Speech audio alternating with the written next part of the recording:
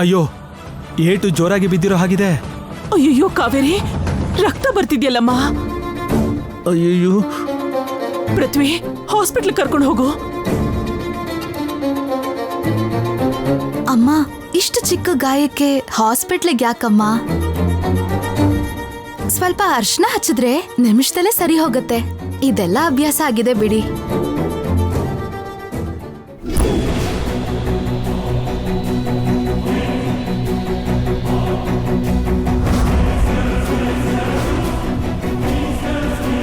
ಏ ಕಾವೇರಿ, ನಿನ್ ಕತ್ತಲಿರೋ ಹಾರ ಯಾರ್ದು?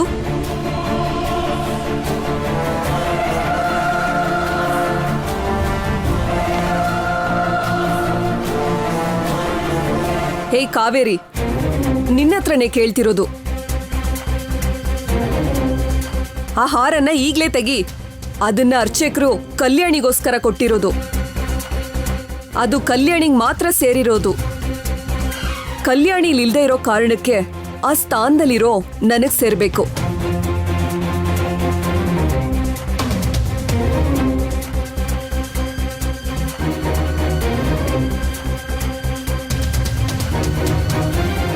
ಮಧ್ಯದಲ್ಲಿ ನೀನ್ ಯಾರೇ? ಮರ್ಯಾದೆಯಿಂದ ಕೊಡ್ತೀಯಾ ಇಲ್ಲ ನಾನೇ ಕಿತ್ಕೊಳ್ಳ? ಅಮ್ಮ,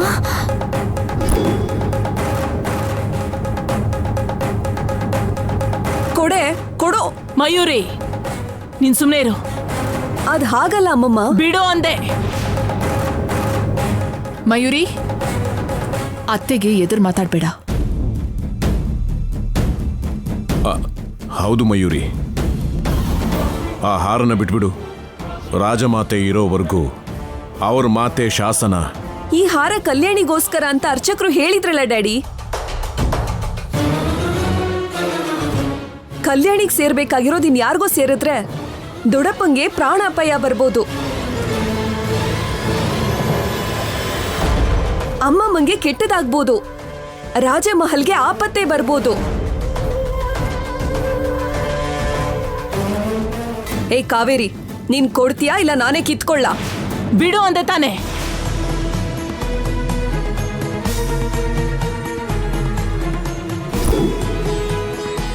ಅದನ್ನ ಸ್ವಾಮೀಜಿಯವರು ಕಲ್ಯಾಣಿ ಕುತ್ತಿಗೆಗೆ ಹಾಕು ಅಂದಿದ್ ನಿಜಾನೇ. ಆದ್ರೆ ಈ ಶಿವಾಲಯದಲ್ಲಿ ಶಿವನ ಆಜ್ಞೆ ಇಲ್ದೆ ಈ ಹಾರ ಕಾವೇರಿ ಕುತ್ತಿಗೆಗೆ ಬೀಳಲ್ಲ.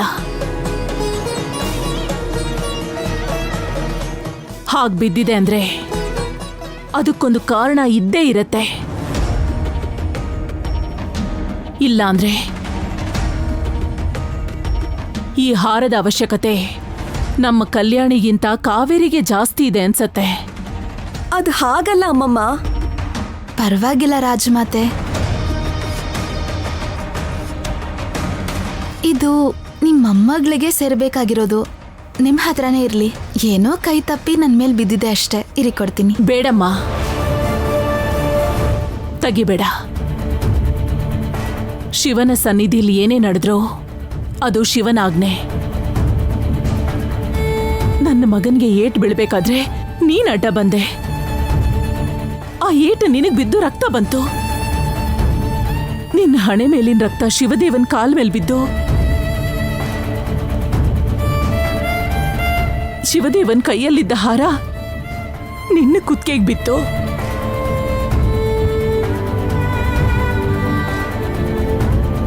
ಇದಕ್ಕೆಲ್ಲ ಏನೋ ಒಂದು ಕಾರಣ ಇದ್ದೇ ಇರುತ್ತೆ. ಒಬ್ಬರ ಕುತ್ತಿಗೆಗೆ ಹಾರ ಬಿದ್ದ ಮೇಲೆ ಅದನ್ನ ಇನ್ನೊಬ್ರ ಕುತ್ತಿಗೆಗೆ ಹಾಕೋದು ಅಷ್ಟು ಒಳ್ಳೇದಲ್ಲ. ಒಂದ್ ವೇಳೆ ಈ ಹಾರ ಕಲ್ಯಾಣಿಗೆ ಸೇರ್ಬೇಕು ಅಂತಿದ್ರೆ ಅದ್ ಹೇಗೋ ಸೇರತ್ತೆ.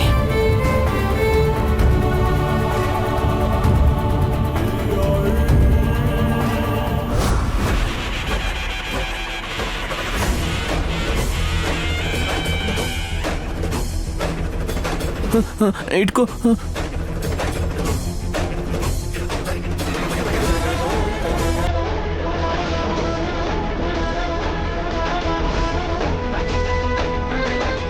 ಇದನ್ನ ಹಚ್ಚಿದ್ರೆ ಕಡಿಮೆ ಆಗುತ್ತೆ.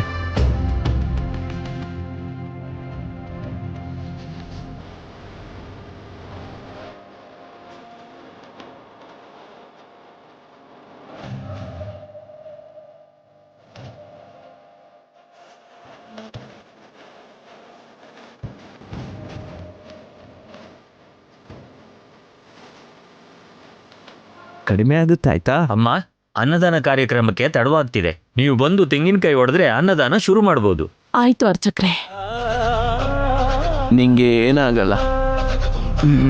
ತಗೋ, ಇದನ್ನ ನಿನ್ನ ಜೊತೆಲೇ ಇಡ್ಕೋ. ಕಡಿಮೆ ಆಗುತ್ತೆ. ಒಂದ್ ವೇಳೆ ನೀನು ಸಮಯಕ್ಕೆ ಸರಿಯಾಗಿ ಬರ್ದೇ ಇದ್ದಿದ್ರೆ ನನ್ನ ಮಗನ್ ರಕ್ತ ನೋಡ್ಬೇಕಾಗಿತ್ತು. ನೀನ್ ಬಂದಿದ್ದಕ್ಕೆ ನಿನ್ ರಕ್ತ ನೋಡ್ಬೇಕಾಯ್ತು. ನೀನು ಬಾಮ್ಮ ಕಾವೇರಿ. ಬರ್ತೀನಿ ಅಮ್ಮ. ನಾನು ಹೇಳ್ದೆ ಅದು ಹೇಗೆ ಶುರು ಮಾಡ್ತಾರೆ? ಯಾರು ಶುರು ಮಾಡ್ತಾರೆ? ಬನ್ನಿ.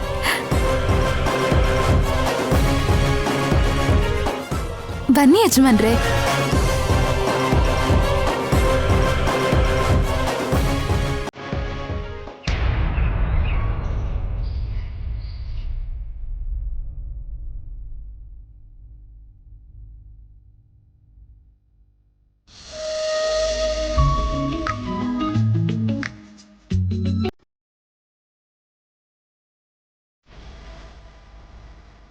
ವಕೀಲ್ ಸಾಹೇಬ್ರೆ, ಕುಂಕುಮ ಇಟ್ಕೊಳಕ್ ಬಂದ್ರಾ? ಬನ್ನಿ ಇಟ್ಕೊಳ್ಳಿ. ಏನ್ ವಕೀಲ್ ಸಾಹೇಬ್ರೆ? ಆ ಗಾಯ ಅಷ್ಟು ಬೇಗ ಗುಣ ಆಗಲ್ಲ ಕಾವೇರಿ. ನೀನು ಹೇಳ್ದ ಹಾಗೆ ಈ ಅರಿಶಿನ ಹಚ್ಕೊಂಡ್ರೆ ಕಡಿಮೆ ಆಗುತ್ತೆ.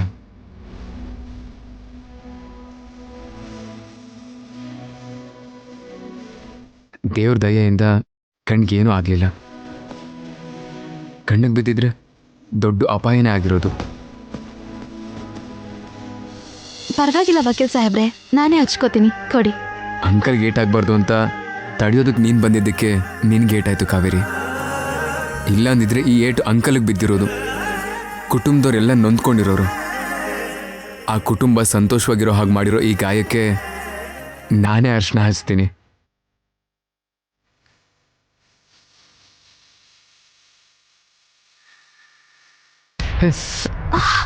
ಉರಿತಾ ಇದೆಯಾ ಕಾವೇರಿ? ಇಲ್ಲ ವಕೀಲ್ ಸಾಹೇಬ್ರೆ, ನೀವು ಅರ್ಶನ ಹಚ್ಚಿದ್ರಲ್ಲ, ಸ್ವಲ್ಪ ಕಡಿಮೆ ಆಯ್ತು.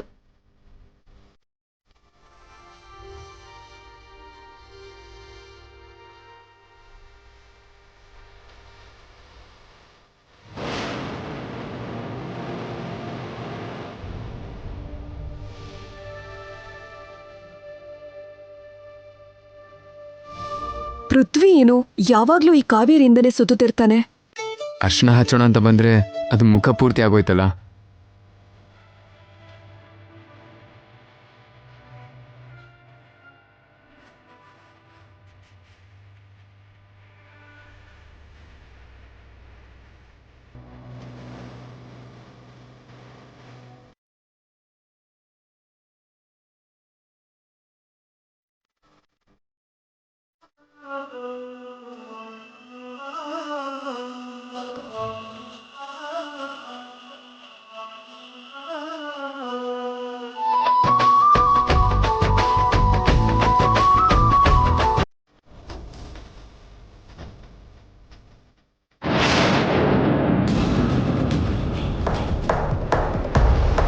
ಏನ್ ಪೃಥ್ವಿ, ಅವಳಿಗಾಗಿದ್ದು ಚಿಕ್ಕ ಗಾಯ, ಓವರಾಗಿ ಫೀಲ್ ಆಗ್ತಿದ್ಯಾ?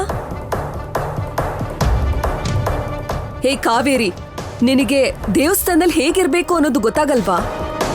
ಮಯೂರಿ, ಏನ್ ಮಾತಾಡ್ತಾ ಇದೀಯ ನೀನು? ಇದು ದೇವಸ್ಥಾನ ಪೃಥ್ವಿ. ನೀನು ಹೀಗೆ ಅವಳ ಅಣೆಗೆ ಅರಿಶಿನ ಹಚ್ತಾ ನಿಂತಿದ್ರೆ ನೋಡ್ದವ್ರು ಏನ್ ಅನ್ಕೋತಾರೆ ಹೇಳು?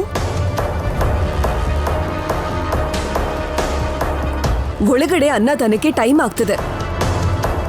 ದೊಡ್ಡಪ್ಪನ ಅಲ್ಲೊಬ್ರನ್ನೇ ಬಿಟ್ಟು ಬಂದಿದ್ಯಾ? ಅಮ್ಮಮ್ಮ ಹುಡುಕ್ತಾ ಇರ್ತಾರೆ, ನಡಿ ಹೋಗೋಣ.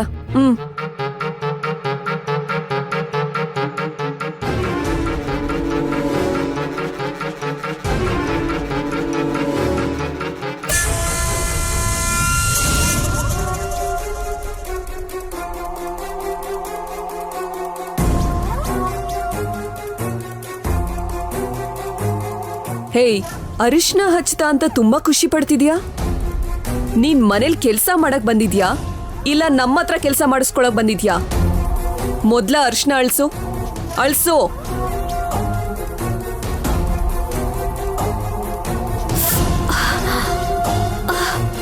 ನಿನಗೆ ಆ ವಿಭೂತಿನೇ ಸರಿ, ಹಚ್ಕೋ.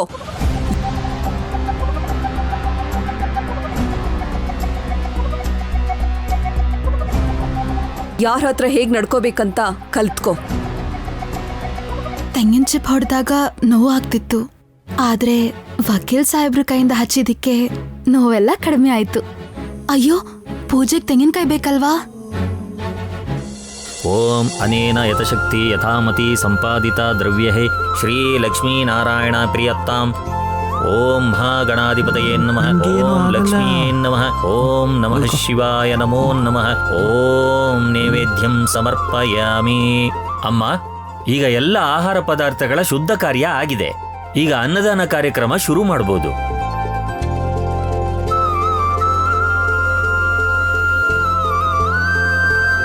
ತೇಜ, ಎಲ್ರಿಗೂ ಬಡ್ಸಪ್ಪ. ಯಜಮಾನ್ರೆ, ಬನ್ನಿ ಯಜಮಾನ್ರೆ, ಬನ್ನಿ.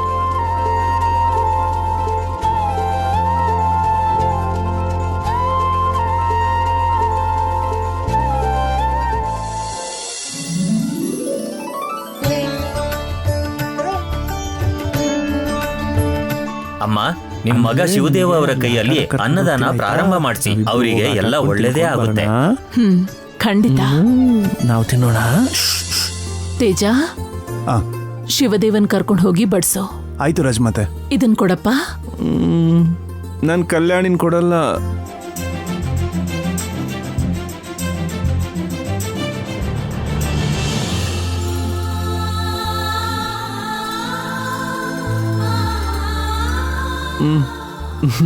ಕಲ್ಯಾಣಿ ಹುಷಾರು.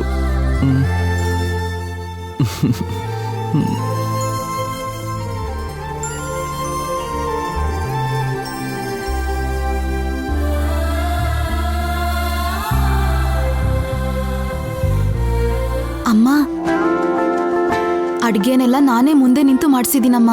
ಹೇಗಿದ್ಯೋ ಏನೋ. ನನ್ ಮಗಳು ಮಾಡ್ಸಿದ್ದು ಅದು ಚೆನ್ನಾಗಿಲ್ದೇ ಇರತ್ತಾ? ಚೆನ್ನಾಗೇ ಇರತ್ತೆ ಕಾವೇರಿ.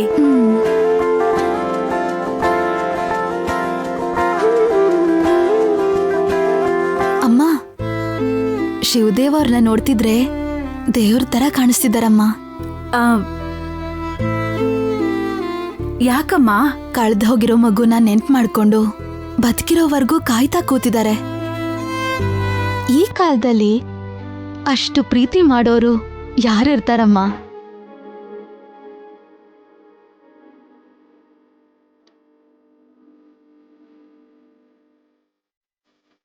ಸಾಕು.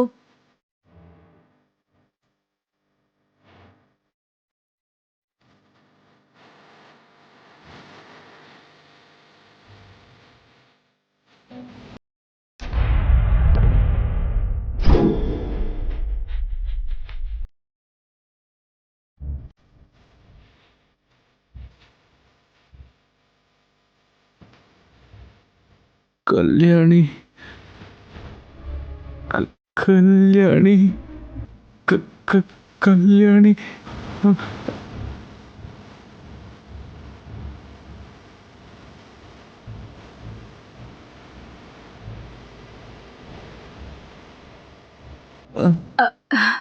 ಕಾವೇರಿ, ಕಾವೇರಿ.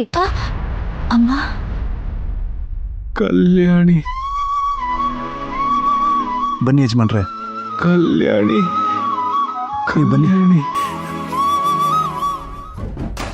ಏನು, ಶಿವದೇವನ್ ಕಣ್ಣು ಕಾವೇರಿ ಮೇಲೆ ಬಿದ್ದಿದೆ? ಅಲ್ಲಿಂದ ಸ್ವಲ್ಪನೂ ಅಲ್ಲಾಡೋದೇ ಇಲ್ಲ ಅಂತಿದ್ದಾನೆ.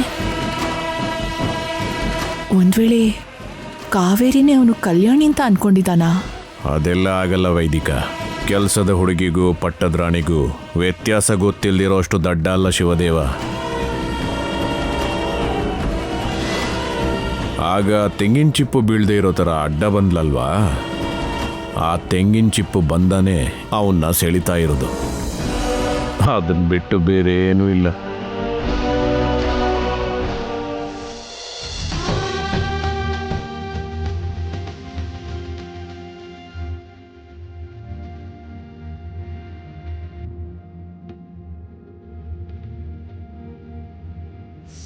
ಸ್ವಾಮಿ, ಶಿವದೇವ್ ಅವರು ಅವ್ರ ಮಗಳಿಗೋಸ್ಕರ ಮಾಡ್ದಿರೋ ಪೂಜೆನೇ ಇಲ್ಲ, ಮಾಡದೇ ಇರೋ ದಾನ ಧರ್ಮ ಇಲ್ಲ, ಹುಡುಕ್ದೇ ಇರೋ ದಾರಿನೇ ಇಲ್ಲ. ಆದ್ರೂ ಇಷ್ಟು ವರ್ಷ ಯಾಕೆ ಇವ್ರಿಗೆ ಪರೀಕ್ಷೆ ಕೊಡ್ತಾ ಇದೆಯಾ ದೇವ್ರೆ? ಅವ್ರ ಮಗಳು ಆದಷ್ಟು ಬೇಗ ಸಿಗೋ ಥರ ಮಾಡು ಸ್ವಾಮಿ. ಅಮ್ಮ, ಅವ್ರು ಮಾಡ್ತಿರೋ ಅನ್ನದಾನಕ್ಕೆ ನಾವು ಕೂಡ ಮನ್ಸಿಂದ ಅವ್ರಿಗೋಸ್ಕರ ದೇವ್ರ ಹತ್ರ ಪ್ರಾರ್ಥನೆ ಮಾಡ್ಬೇಕಮ್ಮ. ನಾನ್ ಏನಂತ ಪ್ರಾರ್ಥನೆ ಮಾಡ್ಲಿ? ಅವ್ರು ಹುಡುಕ್ತಿರೋ ಮಗ್ಳು ಅವ್ರಿಗೆ ಸಿಗ್ಲಿ ಅಂತ ನೀನು ದೇವ್ರ ಹತ್ರ ಬೇಡ್ಕೊಳಮ್ಮ.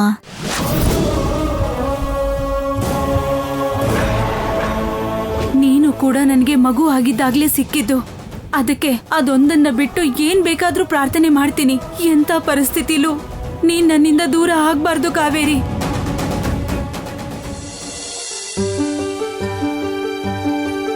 ನನ್ನ ಮಗ ಮಾಮೂಲಿ ಮನುಷ್ಯ ಆದ್ರೆ ಈ ರೀತಿ ಅನ್ನದಾನ ಪ್ರತಿದಿನ ಮಾಡಿಸ್ತೀನಿ ಸ್ವಾಮಿ. ನಮ್ ಕಲ್ಯಾಣಿ ಎಲ್ಲೇ ಇದ್ರೂ ನಮ್ಮನ್ ಬಂದ್ ಸೇರೋ ಹಾಗೆ ಮಾಡಪ್ಪ. ಕಲ್ಯಾಣಿ ಬಂದ ದಿನಾನೇ ನಮಗೆ ದೊಡ್ಡ ಹಬ್ಬ. ಅವತ್ತಿನಿಂದ ನಮ್ಮನೇಲಿ ಪ್ರತಿದಿನಾನೂ ಹಬ್ಬನೇ.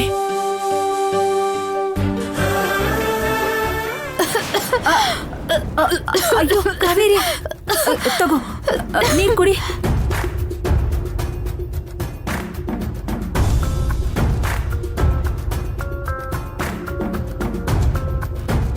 ಕಡಿಮೆ ಆಯ್ತಮ್ಮ. ಯಾರೋ ನೆನಪಿಸ್ಕೋತಿದ್ದಾರೆ ಕಾವೇರಿ. ನನ್ನನ್ ಯಾರು ನೆನ್ಸ್ಕೋತಾರಮ್ಮ? ನನ್ಗೇಂತಿರೋದು ನೀನೊಬ್ಳೇ ಅಲ್ವಾ? ನಿಮ್ ಅಜ್ಜಿ ನೆನಪಿಸ್ಕೋತಿರ್ಬೇಕು.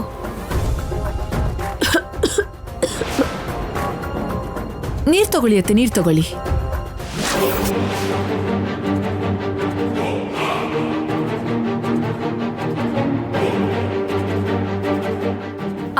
ಅದೇ ಕಾವೇರಿ, ನಾವು ತಿಂದಾದ್ಮೇಲೆ ಊಟ ತಗೊಂಡ್ ಬರೋದಕ್ಕೆ ಹೇಳಿದ್ರಲ್ವಾ, ಇನ್ನೂ ಬರ್ಲಿಲ್ವಲ್ಲ ಅಂತ ನೆನಪು ಮಾಡ್ಕೋತಿರ್ಬೇಕು. ಬೇಗ ತಿನ್ನು.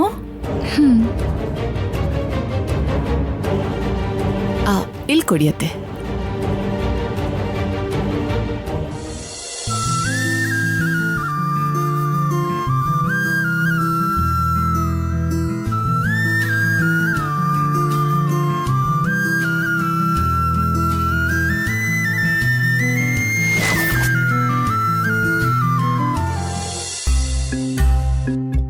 ಕಲ್ಯಾಣಿ, ಕಲ್ಯಾಣಿ, ಕಲ್ಯಾಣಿ, ಕಲ್ಯಾಣಿ.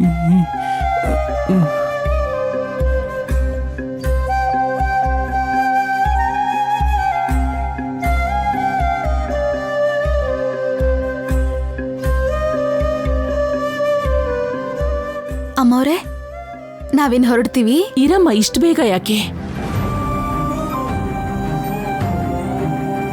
ನೀನ್ ನಮ್ ಜೊತೆ ಇದ್ರೆ ನಮ್ಗೆ ಒಳ್ಳೇದಾಗತ್ತೆ ಅಂತ ಅನ್ನಿಸ್ತಿದೆ. ನಿನ್ನಲ್ಲಿ ಏನೋ ಶಕ್ತಿ ಇದೆ ಅಂತ ಅನ್ಸುತ್ತೆ.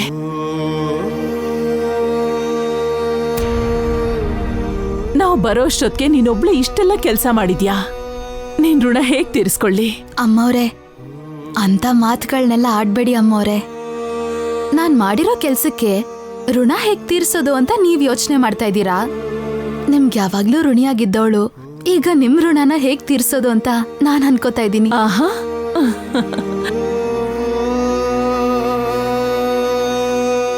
ಮಾತಿನ ಮಲ್ಲಿ ನೀನು. ಎಲ್ಲ ಆ ದೇವ್ರ ದಯೆ ಅಮ್ಮವ್ರೆ.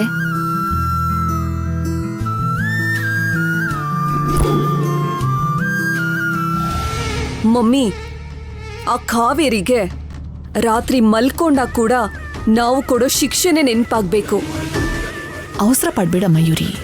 ಟೈಮ್ ಬಂದಾಗ ಎಲ್ಲ ಅದಾಗದೇ ಆಗುತ್ತೆ. ರಾಜಮಾತೆ, ನಾವಿನ್ನ ಮನೆಗೆ ಹೋಗೋಣವಾ?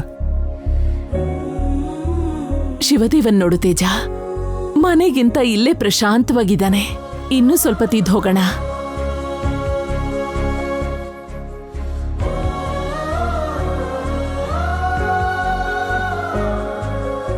ಪೃಥ್ವಿ, ಯಾರ್ಗೆ ಎಷ್ಟು ಕೊಡ್ಬೇಕೋ ಮಾತಾಡಿ ಎಲ್ರಿಗೂ ಸೆಟಲ್ ಮಾಡಿ ಕಳಿಸ್ಕೊಡು. ಮುಖ್ಯವಾಗಿ ಕಾವೇರಿಗೆ. ಅಮ್ಮೋರೆ, ನನ್ಗೇನು ಬೇಡ. ಆ ಶಿವನ್ ಸನ್ನಿಧಿನ ಸ್ವಚ್ಛಗೊಳಿಸೋದು, ಅಲಂಕಾರ ಮಾಡೋದು, 10 ಜನರಿಗೆ ಊಟ ಬಡಿಸೋಂತ ಅವಕಾಶ ನನಗ್ ಸಿಕ್ಕಿರೋದೇ ನನ್ನ ಅದೃಷ್ಟ ಅಮ್ಮ. ಅದಕ್ ಬೆಲೆ ಕಟ್ಟಿ ನನ್ ಸೇವೆಗೆ ಬೆಲೆ ಇಲ್ದಿರೋ ತರ ಮಾಡ್ಬೇಡಿ ಅಮ್ಮ. ಕಾವೇರಿ ಯಾವುದಕ್ಕೂ ಆಸೆ ಪಟ್ಟು ಕೆಲಸ ಮಾಡೋಳಲ್ಲ. ಆದರೆ ಮನೆ ಕೆಲಸ ಮಾತ್ರ ಸುಮ್ಮನೆ ಮಾಡಲ್ಲ ಅವಳು. ರಾಜ್ಮಾತೆ ಈಗ ಹೊರಡೋಣವಾ? ಸರಿ, ಹಾಂ ಯಜಮಾನ್ರೆ ಬನ್ನಿ. ಬಾ ಶಿವ. ಹಾಂ ಬನ್ನಿ.